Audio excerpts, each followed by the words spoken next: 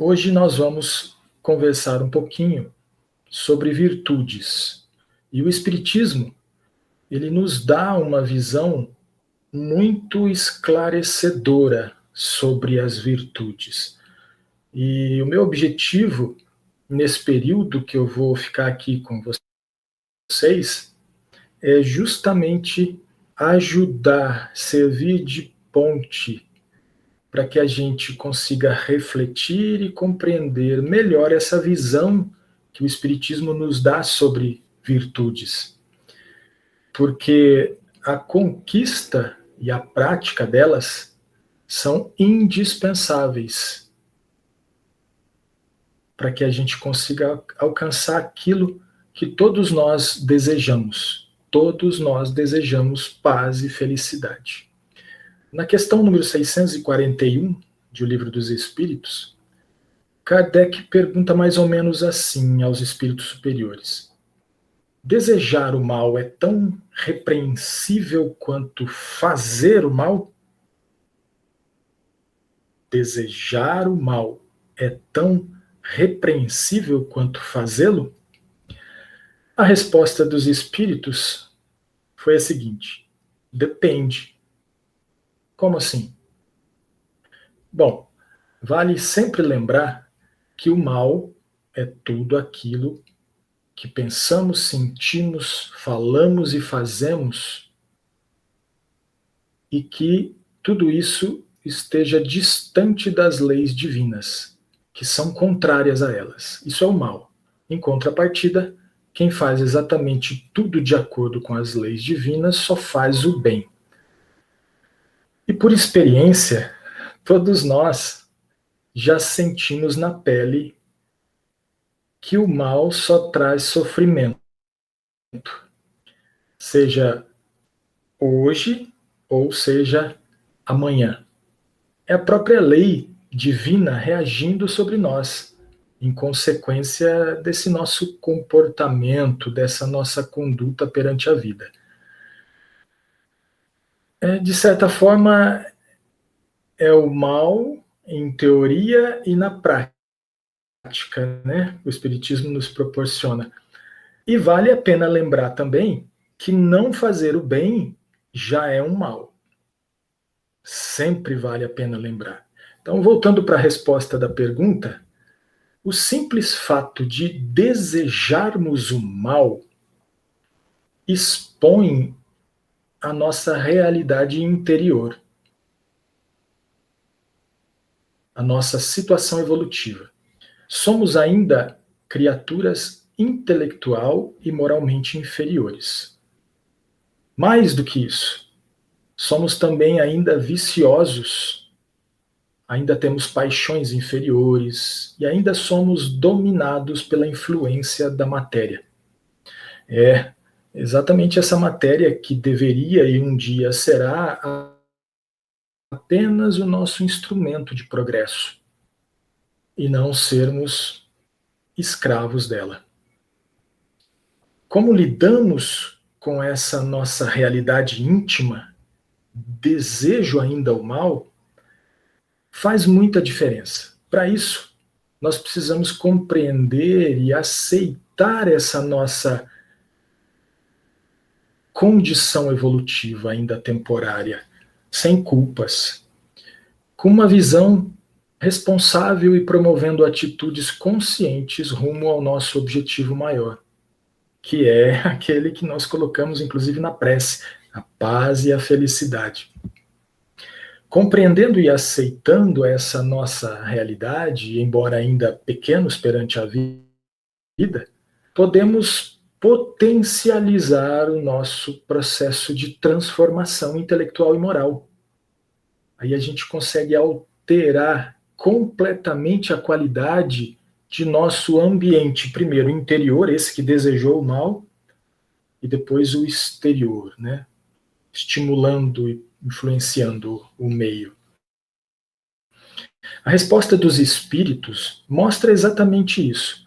Eles nos dizem que quando resistimos voluntariamente ao mal que desejamos praticar, eu torno a minha atitude louvável.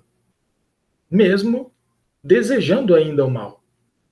E essa resistência é o reflexo dessa nossa compreensão e aceitação anteriores de quem somos realmente, para onde estamos indo e o que deveremos fazer para chegar até lá. A nossa condição ainda é inferior. Desejamos ainda o mal. Mas a forma como lidamos com ela muda completamente a situação e os resultados. Isso é exatamente o que Deus espera de nós. Esse é o caminho. Na resposta dos espíritos, essa resistência voluntária, lúcida, resistência porque eu escolhi, lúcida, consciente e que exige muito sacrifício mesmo, se torna ainda mais agradável a Deus quando no contexto onde eu estou desejando o mal, existia a real possibilidade da gente satisfazer esse desejo do mal. Lembram daquele ditado popular que diz a ocasião faz o ladrão? Pois é, em verdade, o que faz um ladrão não é a oportunidade de se realizar um desejo existente. O que faz um ladrão é não lutar contra esse desejo, é se entregar a ele, tendo ou não oportunidade de o fazer.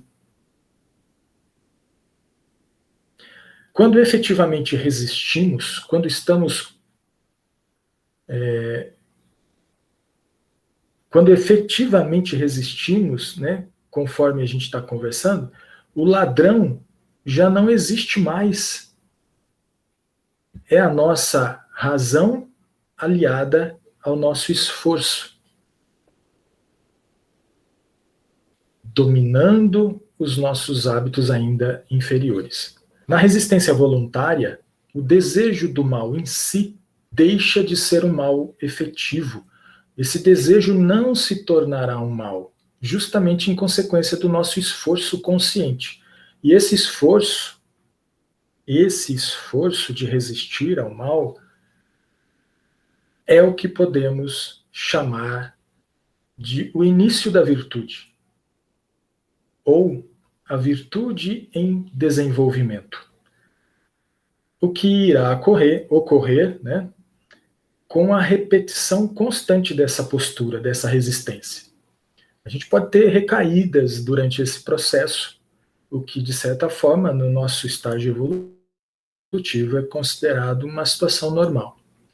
Na questão 893, né, os espíritos reforçam essa ideia de que a virtude é sempre desenvolvida quando resistimos voluntariamente ao arrastamento das nossas más tendências. Lembra do verdadeiro espírita? Que a gente reconhece ele pela sua transformação moral, ou seja, pelos esforços que faz para domar as suas más inclinações. É esse processo de resistir aos desejos do mal que ainda existem em nós. Então, ainda nessa questão, os espíritos nos dão mais informações sobre o assunto quando dizem que toda virtude tem seu mérito próprio, porque todas indicam progresso na senda do bem. Ou seja, não existe só uma virtude. Existem várias virtudes e todas elas mostram esforços em áreas diferentes. Sim, exatamente. É exatamente isso, e a gente vai verificar mais adiante. A gente percebe, então, que as virtudes plenas, completas, a gente só vai ter na condição de espírito puro. E a gente sabe que a gente está um pouco longe ainda dessa condição. Mas o processo da conquista, dessas virtudes, já se iniciou em nós. E está em pleno desenvolvimento. E a nossa vontade e o nosso esforço podem melhorar muito o ritmo dessa conquista. ainda na questão, né, 893, os espíritos vão mais além ainda, vão mais longe, quando eles dizem que a virtude perfeita é aquela que apresenta sacrifício do nosso interesse pessoal, pelo bem do próximo, sem nenhum pensamento oculto. Esse ou essa é a virtude perfeita. Essa se apoia na mais desinteressada caridade. Aqui, nessa condição da virtude, não vemos mais preocupação apenas com a nossa própria paz e felicidade, só nossa. Nós saímos de nós mesmos. Já nos preocupamos com a paz e a felicidade do nosso próximo. Para colaborar com esse estudo, aí eu fui buscar um livro do nosso amigo e irmão Donizete Pinheiro, está aqui, o livro Para uma Vida Saudável, Breve Ensaio das Virtudes, sobre as virtudes. O Donizete ele começa o livro já fazendo uma constatação, dizendo que o quanto é difícil nos tornarmos virtuosos. E nós sabemos disso, todos nós sabemos. Aqueles nossos vícios, né, os nossos hábitos infelizes adquiridos em nossas diversas encarnações, ainda têm um certo domínio sobre nós, mesmo que o nosso propósito de acertar já se faça presente. Mas ele nos lembra que Jesus afirmou que somos deuses. Vós sois deuses. Ou seja, nós carregamos em nós, de forma latente, todas as boas qualidades, todas as potencialidades, essas virtudes que nós estamos estudando, que são necessárias para que nos transformemos em espíritos puros, consequentemente, espíritos felizes. Deus plantou elas em nós quando nos criou. Donizete lembra que nós precisamos trabalhar para desabrochar, para desenvolver essas virtudes. E esse é um longo e árduo trabalho. Mas é inevitável, porque a lei do progresso nos obriga a caminhar sempre para frente. E a lei de causa e efeito ajuda muito nesse processo. A nossa primeira grande dificuldade, diz Donizete, é aprender a distinguir o bem do mal. A gente viu lá no início o que é o bem e o mal, de acordo com o que os espíritos nos ensinam. Mas como distinguir isso um do outro, vivendo, sentindo, sofrendo, é difícil. É necessário observar, analisar, refletir, tirar conclusões, usar a razão e o senso crítico. Usar a fé raciocinada que o Espiritismo nos trouxe, nos abriu os olhos a ela. O que as virtudes, então, têm a ver com o amor e a caridade, que a gente tanto estuda no centro? E eu falei de caridade agora há pouco. Vocês lembram? Quando conquistamos de forma plena todas as virtudes, e elas então dominam o nosso comportamento,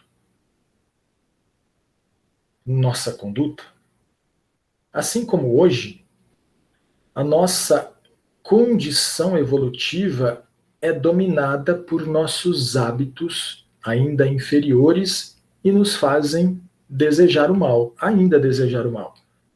Todas aquelas dificuldades que nós já falamos agora há pouco. Quando após muitas repetições do nosso esforço em fazer o bem, em resistir aos desejos do mal, após muitas encarnações, o nosso desejo natural e voluntário será um simples reflexo das próprias virtudes que a gente vai conquistando com o tempo. Ou seja, nós pensaremos, sentiremos, falaremos e faremos tudo de acordo com as leis divinas. Nós teremos nessa situação, nesse momento, todas as qualidades exigidas para o verdadeiro homem de bem, que é o espírito puro. Essas qualidades, em princípio, se manifestam primeiro em nosso psiquismo. É uma condição íntima. Sentimos primeiramente o conjunto de todas essas qualidades que nós chamamos de amor. Como consequência,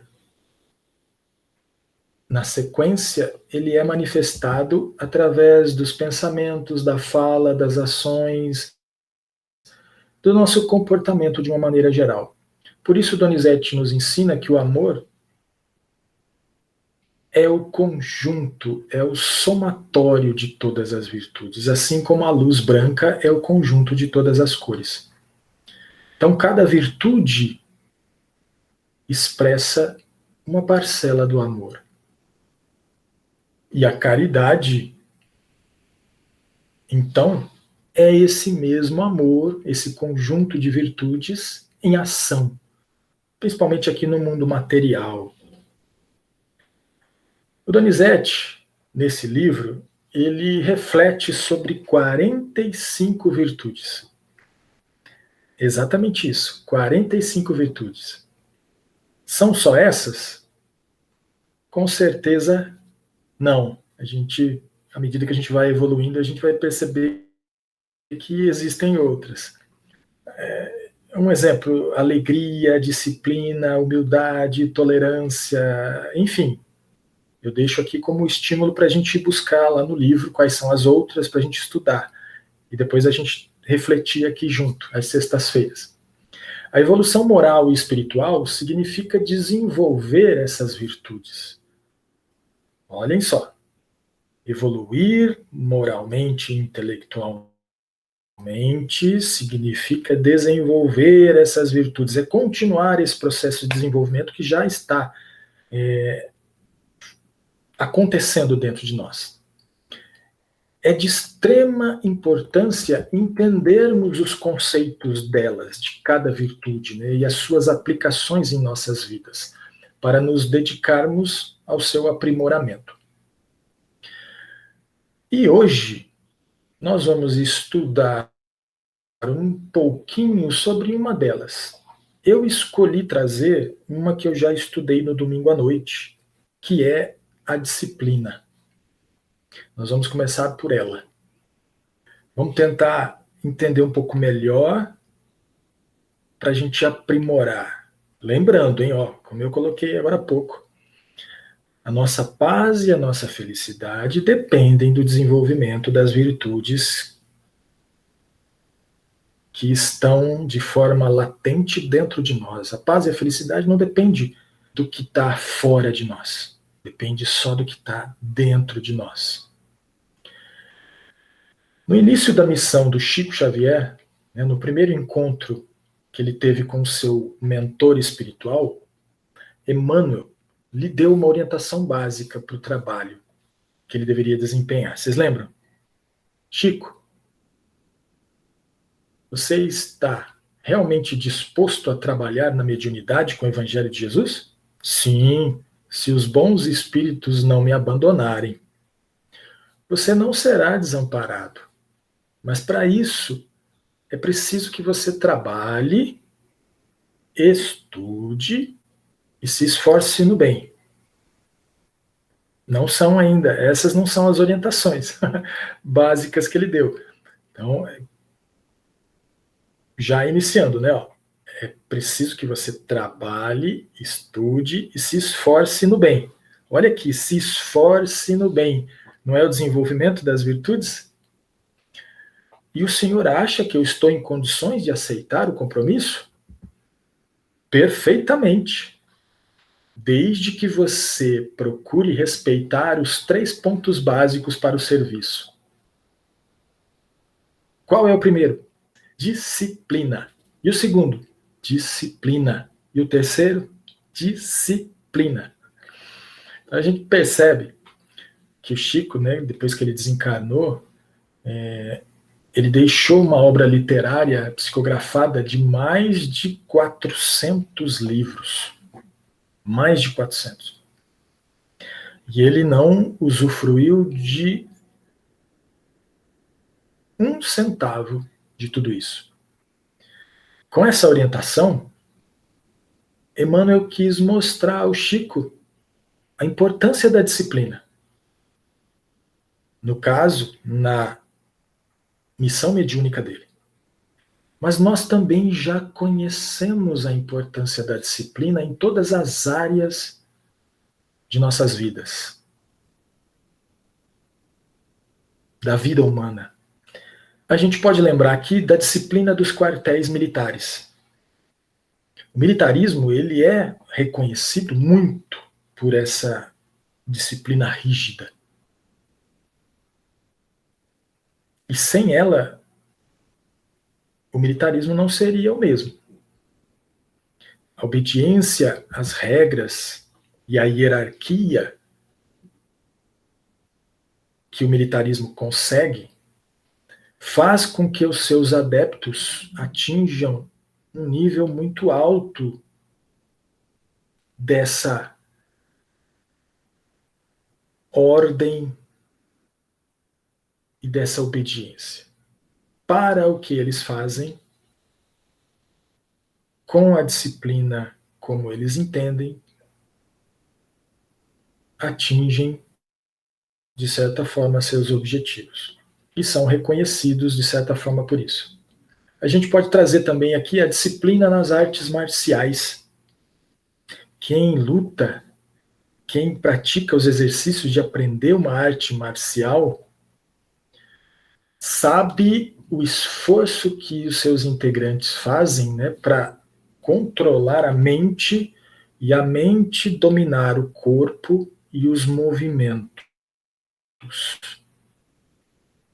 E os seus adeptos conseguem fazer coisas incríveis e usam a disciplina para isso.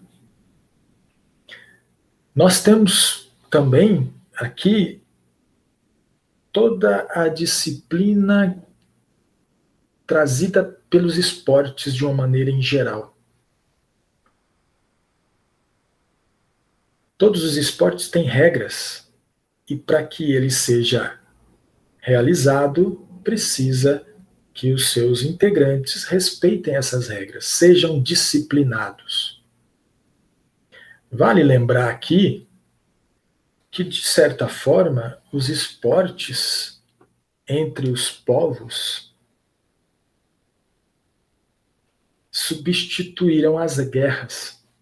Agora a gente não precisa mais matar, né, e nem morrer. Basta que a gente, num jogo, numa partida, a gente consegue se alterar emocionalmente, né, os sentimentos de uma tal forma que a gente não precisa mais chegar ao ponto de tirar a vida de ninguém. É um progresso já realizado. Então, no esporte a gente ou derrota ou é derrotado. Muitos de nós ainda têm muita dificuldade de ser derrotado. Mostra aí também, expõe ainda a nossa realidade interior, além do desejo de fazer o mal, né? A gente traz aqui também a disciplina do povo japonês. Todos nós já ouvimos falar. E aquelas imagens num evento esportivo a nível mundial, onde um grupo de japoneses, quando saíam do estádio, antes de sair, começavam a pegar o lixo, né, que eles realizaram ali naquele local. Então isso faz parte das regras do povo japonês e faz com que esse povo seja, né, obediente, educado e disciplinado. Coisa que nós, brasileiros, precisamos aprender muito ainda em relação a essa disciplina. Nós temos as regras da nossa reunião aqui, que disciplinam os nossos estudos. São importantes. para que nós consigamos aproveitar ao máximo esse momento para a gente aprender. Nós temos aqui também as regras de trânsito. A gente, quando entra num carro, parece que a gente se transforma, a gente não é o mesmo, né? Então, as regras de trânsito, elas existem, elas têm o objetivo justamente de disciplinar a gente dirigindo um carro junto com outros carros, com outras pessoas, para que a gente tenha segurança e praticidade e todo mundo consiga chegar onde precisa chegar da forma mais rápida, com segurança.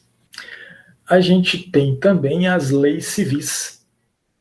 Né? As leis civis têm o objetivo do quê? De disciplinar a nossa convivência em sociedade, para que a gente consiga tentar conviver de forma civilizada. Os espíritos colocam no Livro dos Espíritos que nós não somos ainda civilizados. No máximo, nós somos esclarecidos. Mas uma sociedade civilizada ainda precisa evoluir muito moralmente. Nós temos lá na nossa bandeira, né, do Brasil, ordem e progresso. Para ter progresso, precisa de ordem. Vale lembrar aqui também que Moisés, quando ele recebeu lá os 10 mandamentos no Monte Sinai, ele, junto com essas leis divinas, ele implantou uma série de outras leis que ele criou, que não eram divinas, mas justamente para conseguir conter um povo que era ainda muito truculento e indisciplinado. Então, regras funcionando para colocar ordem, para que nós sejamos disciplinados. A gente chega aqui agora também nas regras das religiões, com seus dogmas, com suas hierarquias, que nos ajudaram em todos os tempos até agora na aproximação nossa com o Criador, né, com Deus. E principalmente neste aspecto temos novas orientações com o Espiritismo, né, que mudaram bastante a estrutura, o alicerce dessas regras, né, das religiões. Emmanuel, no livro Justiça Divina, uma mensagem que eu gosto muito, que fala do lugar depois da morte, que a gente às vezes fica preocupado, né? Onde é que eu vou depois que meu corpo morrer? Onde é que eu vou me encontrar? A gente tem medo de passar pelo umbral. Quanto tempo a gente vai ficar no umbral, né? Nessa lição, Emmanuel traz que todos nós somos aprendizes na escola da evolução.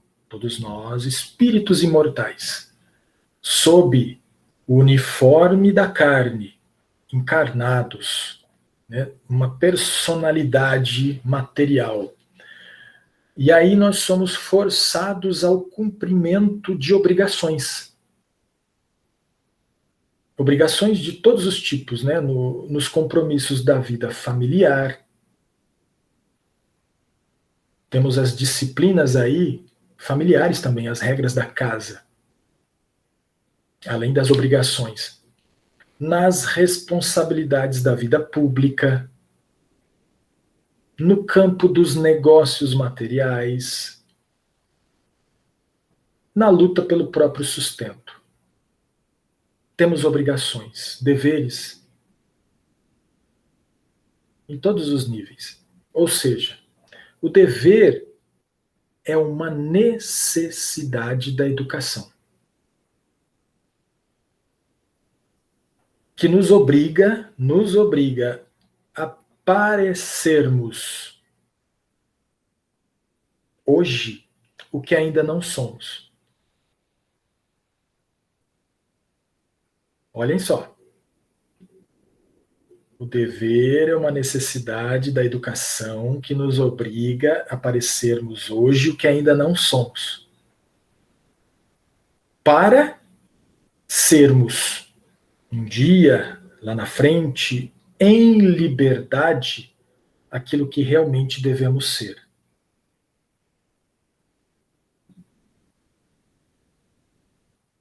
Em outras palavras, as regras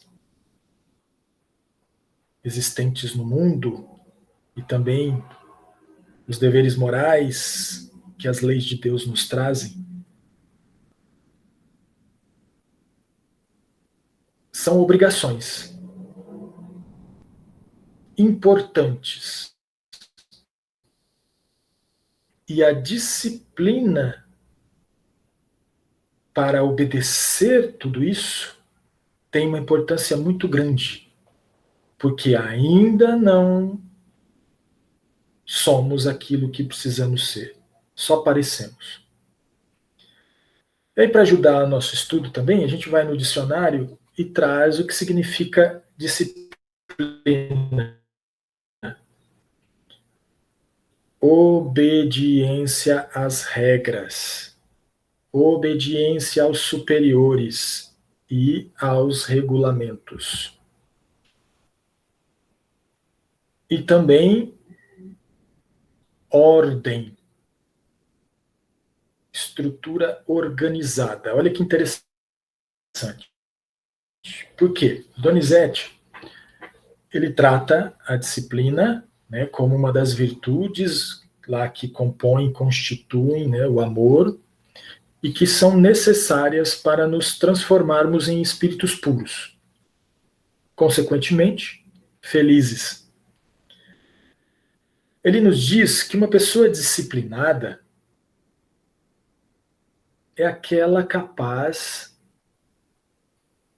um pouquinho diferente daquilo que nós conversamos até agora, das regras do mundo, mas é aquela pessoa capaz de se submeter às leis naturais e à ordem necessária ao bom andamento de todos os eventos da vida. Espontaneamente. Quando ele diz espontaneamente, a gente se lembra de Emmanuel, quando ele fala da importância do dever, em um dos trechos do livro Coragem.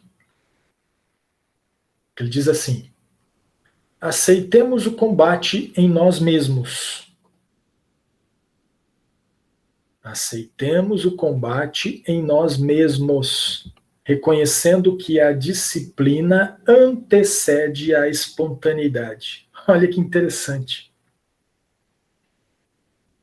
A disciplina faz com que a gente pareça o que a gente ainda não é. Porque o dia que a gente for, a gente vai ser espontâneo.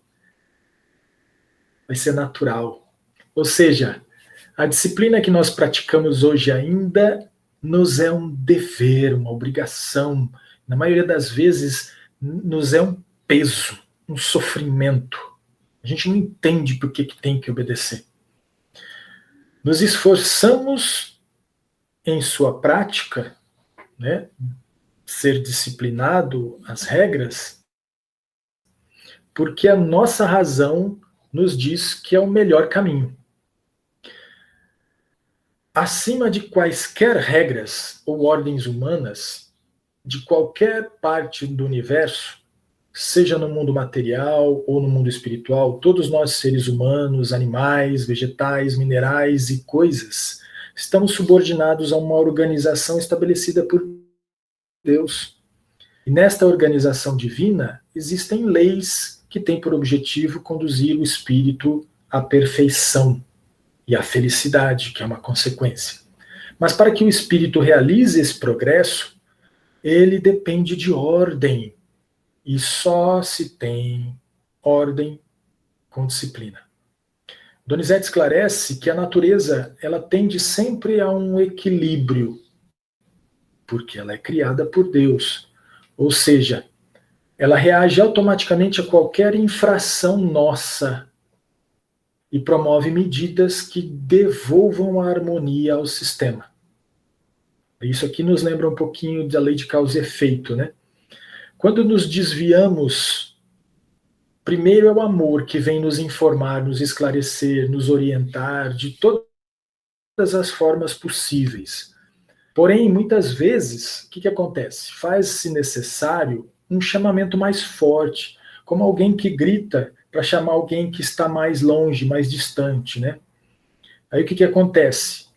Entra o desconforto, entra a dor, entra a aflição, o sofrimento, que na verdade é apenas um mecanismo de correção de rota. Esse mecanismo só existe para benefício da nossa educação. Quando nos sujeitamos voluntariamente à disciplina, somos disciplinados pela lei, até que aprendamos que o seu cumprimento é condição indispensável para a nossa felicidade. Eu já repeti isso aqui, acho que umas 10 vezes hoje. Que a nossa felicidade, a nossa paz depende do desenvolvimento das virtudes, e a disciplina é uma delas. Assim, é melhor suar no esforço do que chorar no sofrimento corretivo. Aí a gente lembra que a disciplina, a gente pode desenvolver ela na alimentação, para cuidar do corpo, nos estudos, no trabalho, nos relacionamentos. Existe disciplina no relacionamento? Existe. Disciplina para pensar, quem controla os pensamentos, quem domina os seus pensamentos, no falar, no agir. A disciplina é conduta indispensável ao sucesso em todos os setores da vida, nos trazendo bem-estar. Sem ela, o que nós vamos ter? Caos. E aí vem sofrimento. Até alcançarmos a espontaneidade, a disciplina se apresenta como uma companheira intransigente que não nos agrada, porque estamos acostumados à acomodação, ao menor esforço. A disciplina, é um hábito, porque toda virtude é um hábito, assim como o vício, só que o vício é um hábito distante da lei. E aí, a virtude, a gente só se adquire com muita perseverança, e que deve ser incutido desde a infância. Por isso que a gente trabalha na evangelização, ensinando o Evangelho do Cristo, as leis divinas. Por isso que nós temos a educação dos pais, da família, o acompanhamento contínuo, insistindo com as crianças na repetição de tarefas necessárias à ordem dentro de casa ou na escola. Talvez seja por essa razão que os espíritos superiores disciplinados são sempre firmes em suas atitudes, principalmente em relação à educação dos mais atrasados. Ou seja, firmeza como tinha Jesus, aqui é no sentido de fazer o correto de forma constante em todas as situações, sem alterar sentimento, sem desejar o mal. Alguns de nós somos mais endurecidos, resistentes à educação amorosa. E aí nós pedimos uma disciplina mais enérgica e muitas vezes limitadora. É então que o medo das consequências aparece e se apresenta como um expediente, nos compelindo ao cumprimento das regras necessárias de convivência social.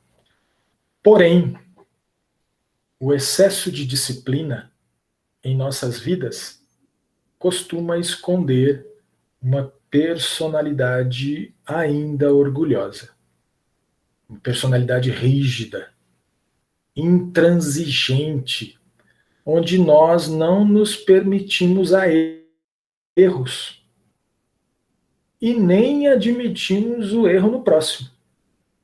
Essa rigidez acaba nos tornando disciplinadores ásperos, críticos e quase ofensivos, e que dificulta as nossas relações interpessoais, os nossos trabalhos em grupo.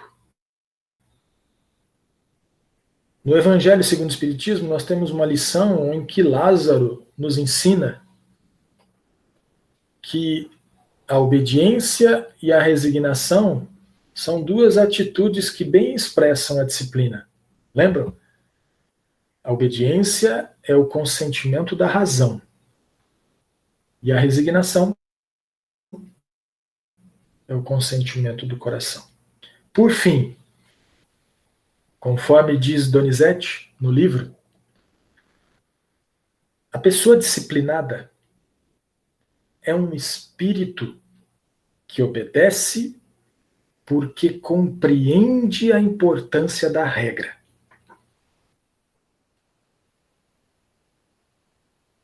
Pessoa disciplinada é um espírito que obedece porque compreende a importância da regra. E aí o que acontece? Ela se resigna e se submete pelo bem comum. É isso.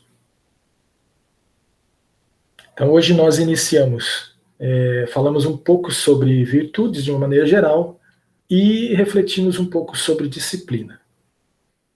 Que eu seja útil nesse processo de aprimoramento de todos vocês, porque primeiro eu estou sendo útil para mim, né? Estudar um pouco tudo isso e trazer para a gente aqui, tá? Obrigado pela paciência de vocês e eu devolvo a palavra para o Donizete.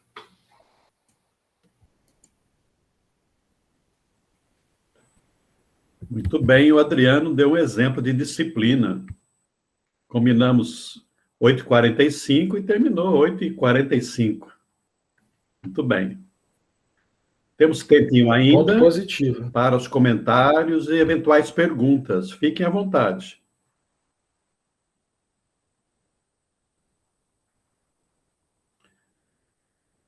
Eu achei muito importante o que você disse, Adriano, sobre o dever preceder a disciplina, a espontaneidade. Porque muitas vezes as pessoas dizem, eu não consigo fazer, eu não sou bom, não sei fazer caridade. Então é preciso nós exercitarmos essa disciplina, esse dever, fazer por obrigação, fazer por necessidade, porque uma hora a gente vai fazer de uma forma natural. Sim, e eu acho que até um momento antes disso, como a gente já está na era da razão, né, o quão é importante quando a gente procura estudar, né, principalmente a doutrina espírita, que vai mostrando para a gente, e você começar a compreender, pelo menos na parte intelectual, né, começar a entender racionalmente como é que funciona esse mecanismo, porque vai facilitar esse nosso esforço em obedecer a certas obrigações, certos deveres que são necessários mesmo ao nosso aprimoramento, né? Como você disse lá no último parágrafo do seu livro, nesse item de disciplina, né, que o verdadeiro disciplinado é aquele que obedece porque compreende a importância da regra, mesmo que não aceita ainda, né? Mesmo que eu não aceite ainda, mas a minha razão já permite que eu compreenda a importância da regra no contexto, né? No contexto todo onde nós estamos vivendo, e até às vezes para a nossa vida íntima, né? Para nós mesmos, que a gente vai, aquilo que eu coloquei durante a palestra, às vezes a gente já sofreu tanto na vida, a gente já conseguiu aprender um pouquinho com a experiência, né? Sabe que mesmo não querendo obedecer, não querendo ser disciplinado, as consequências vêm. e às vezes são duras, fazem a gente, então, chorar, né? Então, é importante, como você falou, a gente tentar compreender o mecanismo que vai facilitar esse processo da gente aceitar e ser obediente, pelo menos por enquanto. E depois aí virá a espontaneidade, porque aí em liberdade nós seremos realmente. E aí é interessante, só fazer um comentário, a Denise levantou a mão, que quando nós estivermos com a virtude plena, né, com ela conquistada, é interessante porque eu não estarei mais cumprindo um dever, né? Isso não será mais uma obrigação, porque aquilo eu vou fazer de forma espontânea. É difícil, às vezes, a gente entender e compreender isso, mas é exatamente isso. Eu vou ser liberdade, ou melhor, eu vou ser livre, mas esse livre é disciplinado. É o fazer o certo. É isso. Eu faço porque é o certo. Exatamente. Denise, pois não. Essa questão é bastante, assim, complicada, eu acho, porque nem sempre as pessoas têm essa consciência, né? E aí eu imagino que o caminho para tudo isso é a reflexão, né? E você se voltar para dentro de si mesmo e buscar aonde é que você está falhando. Eu estou falando assim um pouco de experiência própria, né? Por quê? Muitas vezes você não acha que você é indisciplinado. Muitas vezes você não acha, você acha que o outro que é. Então, essas regras disciplinares que é tão importante na vida em comunidade, porque ninguém conseguiria viver se não fosse essa disciplina, ela, na verdade, precisa que cada um encontre, na minha opinião, viu, Adriano? Me perdoa se eu tiver.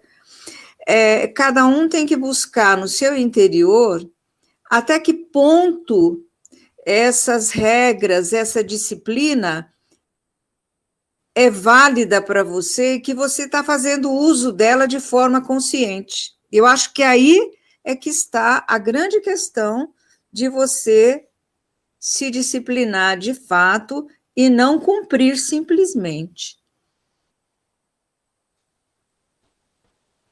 Sim, eu estava até pensando aqui enquanto você falava, porque nós podemos ter duas referências. A primeira referência é o que o Donizete coloca no livro dele, que é a referência da lei de Deus e da ordem estabelecida por Deus para que a gente viva, se desenvolva, né, e progrida. Essa é uma situação que ela é imutável, as regras são as mesmas sempre e a gente vai se aproximando dela à medida que a gente vai crescendo, vai entendendo, vai evoluindo. Agora, também existe uma outra situação que são as regras temporárias que são criadas por nós, seres humanos, para a nossa própria convivência. Então, a gente vai percebendo que, às vezes, existem certas regras que você percebe que são regras que já, para você, não fazem mais sentido, mas que, para a maioria, ainda são necessárias. Nesse aspecto, também existe muita dificuldade da gente entender tudo isso, né? Porque nós somos falíveis ainda, nós não somos puros. Nós precisamos ainda de muito trecho a caminhar para a gente poder entender tudo.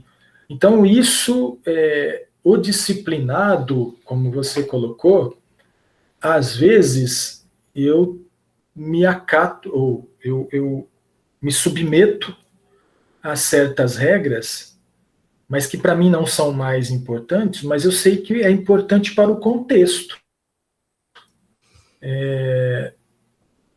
Não sei se você entendeu o que eu disse. Entendi.